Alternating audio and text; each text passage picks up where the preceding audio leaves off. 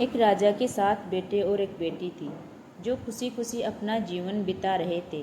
7 भाई बहनों में इकलौती छोटी बहन बहुत ही शांत स्वभाव, आज्ञाकारी एवं संस्कारी थी। उनमें सबसे बड़े भाई का विवाह हो चुका था। 7 भाइयों में सबसे छोटा भाई एक आंख से अंधा था। छोटे भाई के दिल में अपनी इकलौती बहन के लिए बड़ा प्यार एवं लगाव था। एक दिन बड़े राजकुमार अपनी पत्नी और अपने छोटे भाइयों को साथ लेकर अपने खेतों में काम करने चले गए।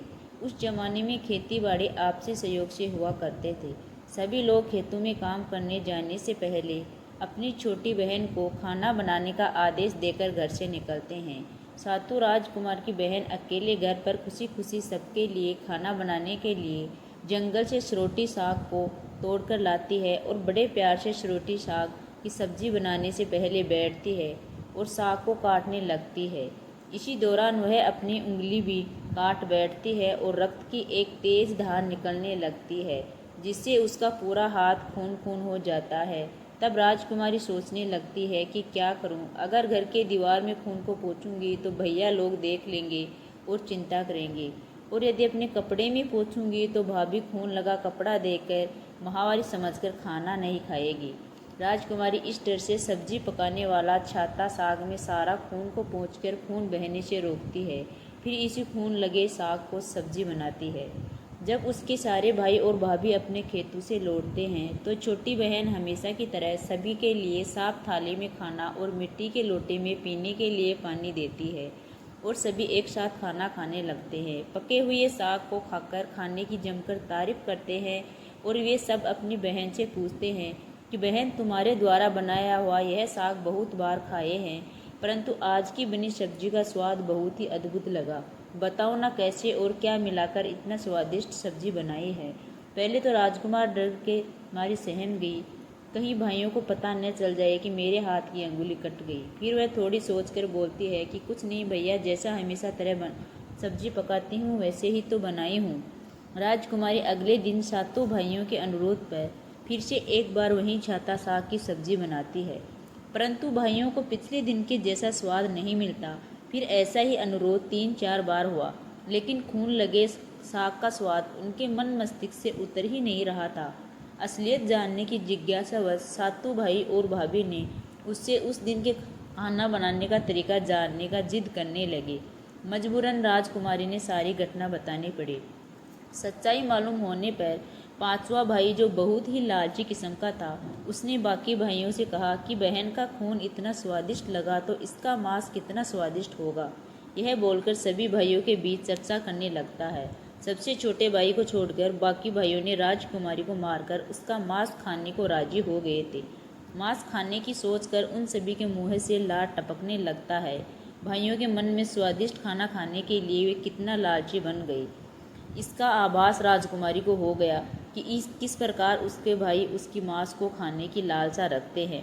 एक दिन 7 भाई शिकार खेलने के बहाने राजकुमारी को लेकर घने जंगल में ले गए, जहां पूर्व से निर्मित 4 कैद के वृक्ष पर बने मचान के नीचे पहुंचते हैं, जिस पर अपनी बहन को यह झूठ बोलकर चढ़ने के लिए बोलते हैं कि इस मचान पर जंगली जानवर तुम पर हमला नहीं कर सकेंगे। इस प्रकार 7 भाई अपनी बहन को मचान पर बैठाकर अपना अपना धनुष लेकर शिकार करने का ढोंग करने चले जाते हैं। तब राजकुमारी को पूरा आभास हो चुका कि आज उसका आखिरी दिन है, लेकिन वह चाहती कि उनके भाइयों की इच्छा पूर्ण हो, इसलिए वह मचान पर जाकर बैठ जाती है। फिर सभी भाई कैद के वृक्ष पर बने मचान से कुछ दूरी पर स्थित टोगरी, जो एक छोटा पहाड़ था, उस पर अपने अपने धनुष बाण के साथ पहुंचते हैं और एक चट्टान पर बारी बारी से अपने बाणों को तेज धार प्रदान करते हैं। टोगरी के ऊपर सबसे पहले बड़ा भाई अपने तीर को चट्टान में धार करता है और अपनी बहन पर धनुष से निशाना लगाकर तीर छोड़ता है। तभी राजकुमारी पूरी बातों को समझ जाती है और कहती है भाइयों का क्या इरादा है, और अपनी मातृभाषा में गीत गाने लगती है। बिद्धू बिद्धू दादा छाती ताइक ताइक, अर्थात जान से मारना ही तो दादा साहब को, तीर को सीधे मेरे छाती में वार करो, इधर उधर तीर क्यों चला रहे हो। फिर सभी भाई बारी बारी से अपने तीर के धार को तेज करते हैं और राजकुमारी पर निशाना लगाते हैं। 6 भाइयों का निशाना खाली जाता है और 7वां भाई, जो सबसे छोटा था, वह तीर चलाने से इनकार कर देता है, क्योंकि वह अपनी छोटी बहन से बहुत लगाव था और धनुष बाण चलाने में सातों राजकुमारों में सबसे निपुण था। राजकुमारी जानती थी कि उनके सातों भाइयों में सबसे छोटा भाई बाकियों की तरह लालची नहीं है। चौं भाई छोटे भाई पर पूरा दबाव डालते हुए आदेश देते हैं कि अगर वह तीर नहीं चलाएगा तो बहन की तरह उसे भी मार देंगे। फिर छोटा राजकुमार उदास मन के साथ तीर को थोड़ा ही धार कर दूसरी दिशा में तीर को छोड़ने की कोशिश करता है और धीरे से तीर छोड़ता है। लेकिन राजकुमारी हर बार की तरह इस बार भी वही गीत गाती है, बिंदु बिंदु दादा छाती ताइक ताइक। इतनी में छोटे भाई का तीर सीधे राजकुमारी के सीने को भेद देता है और राजकुमारी की आत्मा शरीर से अलग हो जाती है और उसकी आत्मा उसी स्थान पर भटकने लगती है। तभी वह देखते हैं कि उसके शरीर का मांस खाने के लिए उसके भाई कैसे लालच करते हैं और सबसे छोटे राजकुमार को जबरदस्ती मार पीट कर उसके शरीर को काटने का आदेश देते हैं। बहन के मांस को पकाने के लिए बहुत सारी सूखी लकड़ी लाने के लिए छोटे राजकुमार को जंगल भेजा जाता है। छोटा भाई जंगल में खोज खोज कर ढेर सारी लकड़ी जमा करता है और सोचता है कि कैसे इतना सारा लकड़ी को ले जाऊंगा। दादा जो रस्सी दिए हैं वो भी 7 टुकड़ों में दिए हैं, उन्हें जोड़ने पर यह रस्सी इन लकड़ियों को नहीं बांध पाएगी। देर होने के डर से राजकुमार उदास होकर रोने लगता है और उसकी आंखों से आंसू धरती में गिरने लगते हैं। वह अपनी बहन को याद करके रो ही रहा था कि तभी एक नाग देवता वहां आते और पूछते हैं कि क्यों रो रहे हो राजकुमार। वह इधर उधर देखता है किंतु कोई भी नजर नहीं आता। फिर राजकुमार को नाग देवता दिखते हैं और राजकुमार नाग देवता को अपनी पूरी आप बीती सुनाते हैं।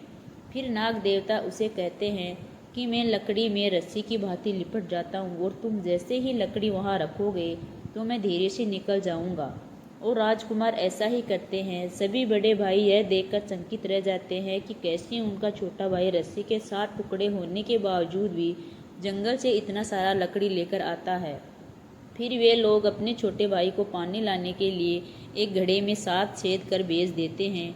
छोटा राजकुमार पानी लाने के लिए एक डांडी में जाता है और घड़े में पानी भरता है, परंतु उसमें छेद होने के कारण सारा पानी गिर जाता है और राजकुमार वहीं बैठकर सोच सोच कर रोने लगता है कि बिना पानी के वापस जाऊंगा तो बड़े भैया लोग मारपीट करेंगे। यह सारी घटना को दाढ़ी के मेंढक, केकड़ा और मछली सुन रहे थे और वे तीनों राजकुमार को रोता देखकर पूछते हैं कि क्यों रो रहे हो। फिर राजकुमार उन्हें अपनी आप बीती को विस्तार से बताता है और कहता है कि मैं अपनी प्यारी बहन के शरीर का मांस कैसे खा सकता हूँ, नहीं खाऊंगा तो बड़े भैया लोग मारपीट करेंगे। तब मेंढक कहता है कि तुम परेशान मत हो, हम सब मेंढक घड़ा के छेद में चिपक जाते हैं। फिर मछली और केकड़ा बोलते हैं कि तुम हमें लेकर चलो, तुम्हारे भाई जब राजकुमारी के मांस को खाएंगे तब तुम मछली को खाना, जब वे हड्डी को खाएंगे तब तुम केकड़ा को खाना, बड़े भाइयों को शक नहीं होगा। फिर राजकुमार ने बिल्कुल वैसा ही किया जैसे केकड़े और मछली ने कहा था। रात को जब राजकुमारी का पका हुआ मांस खाने को परोसा गया तब बड़े भाइयों से छुपाकर वह मांस को दिमक के टील्हे में डाल देता है और समय बीतने पर वही बांस का एक बड़ा बुद्धा यानी झुंड उगता है।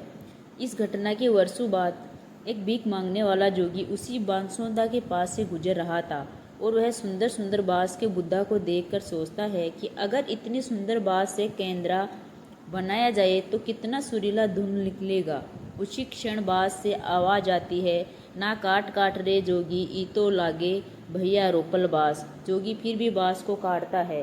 जोगी इसी उद्देश्य से एक मोटी बांस का टुकड़ा काट कर ले जाता है कि इस बांस का आवाज़ इतना सुंदर है, यदि कंदोरा बनाएंगे तो कितनी मधुर आवाज़ निकलेगी। और जोगी इस बांस के एक सुंदर केंद्रा का निर्माण करता है।